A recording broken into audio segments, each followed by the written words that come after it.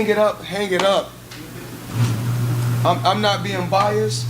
If I'm 100, if Tank got his ass whooped, I'm gonna say, you know what? He got his ass whooped. You know, that Tank is over. He had the lessons, getting his lessons of what he got to do, take us the rest of the way. This former world champion boxer is accusing Gervonta Davis of ruining the sport. Floyd Mayweather has explained why this is the end for Gervonta "Tank" Davis. He believes Tank's recent fight against Lamont Roach exposed his decline, showing he has lost his edge and hunger. His ass whooped. Easy fight from what I see. And did the guy come out aggressive? I say it probably was 4 rounds the guy could have got, but 8 rounds he's getting outboxed. Turn. The name of the game is boxing. The name of the game is not slugging, because when the fight game is over, when boxing is all over, and you hang it up like me. Meanwhile, Gervonta "Tank" Davis has openly stated that Floyd Mayweather never wanted any fighter to surpass him. In an interview, Davis said, Floyd never wanted nobody to be better than him, any fighter. This statement highlights Davis's perception of Mayweather's attitude toward potential successors in boxing. The relationship between a mentor and protégé can be complex, especially when the protégé's success. First of all, Floyd don't never want to see no one like a fighter do better than them. How the say Terrence Crawford should fight? Gonna be there. That don't make no fucking sense. He don't never want to see nobody be better than him. I'm telling you. Use next in line. Just so you next in line. Is there like a the last question, guys? Is there like a love-hate for Floyd? Like, yeah, fighter? Yeah, I love the fighter. Like, I ain't gonna lie, if he was like chill, like he'll be the smoothest. But he's not. You know what I mean? He's a great fighter. And my bad. You're good, man. And he because I don't want to say like he's just a scumbag, but it's like he's a great fighter, and sometimes he can be good, but it's like it's always I'm this. Holly Malaji, a former world champion, has criticized Gervonta "Tank" Davis, claiming he has ruined boxing. Malaji's comments reflect a broader debate on the sport's integrity and the impact of modern fighters. Such critiques often arise from concerns about boxing's commercialization and its shift from traditional values. His perspective adds to the ongoing discussion about the direction of modern boxing and whether Former world champion boxer is accusing Gervonta Davis of ruining the sport. What do you guys think? And who do you think the former world champion is? It's none other than Paulie Malignaggi, or I don't know how to say his name, honestly. I just know that he had that whole thing with Conor McGregor, and then he couldn't even beat Artem Lobov in bare knuckle boxing. So take his words with a grain of salt. But obviously, I do agree with him to some extent. Gervonta Davis has all the skills in the world, but he's not taking the most competitive fights, you know? Lamont Roach, if he had made 4 or 5 defenses at 135, you'd be selling me a little bit. I'd be curious. But no, you're just recycling the same champion. You're not even progressing. You're killing the sport to line your pockets. I defend the sport. I want the best matchups possible. You're not going to entertain me with the B-level matchups just because they're pay-per-views, which makes a lot of sense. You know what I mean? I'm not paying for it. You know, I'm going to stream it like I would think most people are.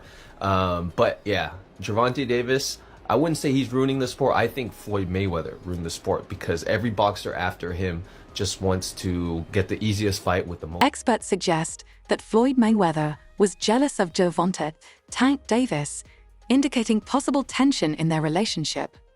Mayweather's competitive nature may have extended beyond the ring into his mentorship. Jealousy in mentor-protégé relationships can create conflicts, especially when the protégé actually need to be thankful that your product got pushed out there, because had it not been, Tank might have been fighting in rinky-dink boxing clubs, bruh. We may have never got the opportunity to know who Tank Davis really was. So let's go ahead and start there. Now, Tank, early on, you heard him. He only getting about 10 racks a fight. Floyd is making it to where, yeah, I'm gonna get your mama out this hood, but I'm gonna have you on your knees crawling back to me. You feel me? You're gonna have to get in where you fit in to really earn this bag the same way I did. But what I think was happening was, I think that Floyd Mayweather Jr. was getting a little tad bit jealous of Tank. He saw the potential. He knew what dude was capable of. And when you got a fighter like Tank Davis, you don't put him in a position to take a L. You put him in a position to win every fight, to grow the brand. Ultimately, this is your product. Ultimately, you're getting money off of this. After Gervonta, Tank Davis's bout against Lamont Roach, many fans voiced disappointment, questioning his boxing skills. Observers noted that Roach, a relatively lesser-known fighter, posed a significant challenge, raising concerns about Davis's preparedness and skill level.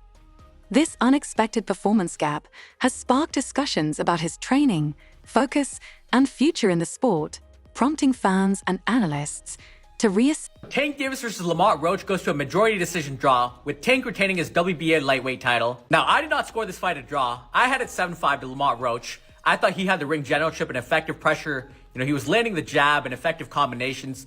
Tank, as usual, had a very low output, and he was relying on one big shot. I gave Roach the first 3 rounds, Tank the next 3 rounds, and then Roach 4 the last 6 rounds to win the fight. Not to mention, Tank did take a knee in the middle of the fight. By rule, that should have been considered a knockdown. Yes, it was to get his mouthpiece, and that's why they didn't rule it a knockdown. But anytime a fighter takes a knee, that's a knockdown. And that would have given Roach 1 more point to win the fight. Now, I'm sure they'll run it back. Lamont Roach absolutely deserves a rematch. He just had the fight of his life. He wasn't scared to go toe-to-toe with Tank. Landing his combinations, the bigger counters, and the more effective shots. He definitely deserves a second payday. Now, in the co-main event, Gary Antoine Russell put on an amazing performance. I think he won 11 or 12 rounds against Raya Valenzuela. Great hand speed, good combinations, masterclass to win the WBA title. And then in the featured bout, Alberto Puello beat Sandor Martin to retain his WBC title. He landed the cleaner left hands, definitely won the last 2 to 3 rounds to edge the fight. But overall, good card. I do think Roach won the fight though. Tank Davis is one of the most overrated fighters in the sport of boxing right now, and not because of his skills, but because of his resume, and resume does matter. In my opinion, he's a victim of what I call Terrence Crawford syndrome, where you have a really bad promoter who only wants you to fight in promotion fighters who you know that they can 100% beat. If Tank Davis wants to be great, he's going to have to fight one of the other champions in the 2 divisions that he fights in, 135 pounds and 140 pounds. I'm going to list off all the champions in those divisions and tell you if I think he can beat them or not. So first we got the only other full champion in 135 pounds, Shakur Stevenson. If they fought, I think Tank has a good chance of maybe knocking him out in the later rounds. But if I had to bet my house on it, I would say Shakur Stevenson would beat him in a close decision, and it would end up probably being a boring fight. But I think Shakur has the skills to beat Tank Davis over a long 12-round fight. Now we have Subriel Matias, who's a scary Terminator-like fighter who gives up the early rounds to come on later and drown you in those later rounds. But he's very stiff, and he doesn't have very good footwork at all. I think Tank Davis will probably, box his face off for most of the 12 rounds. There might be some trouble in the late rounds.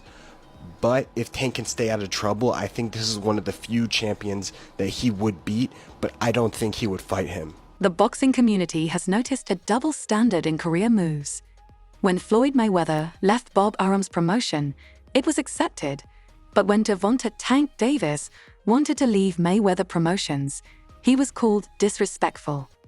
This highlights the challenges fighters face in making career decisions, suggesting that industry perceptions are shaped by a fighter's status and the narratives built around their choices. Floyd left Bob Arum.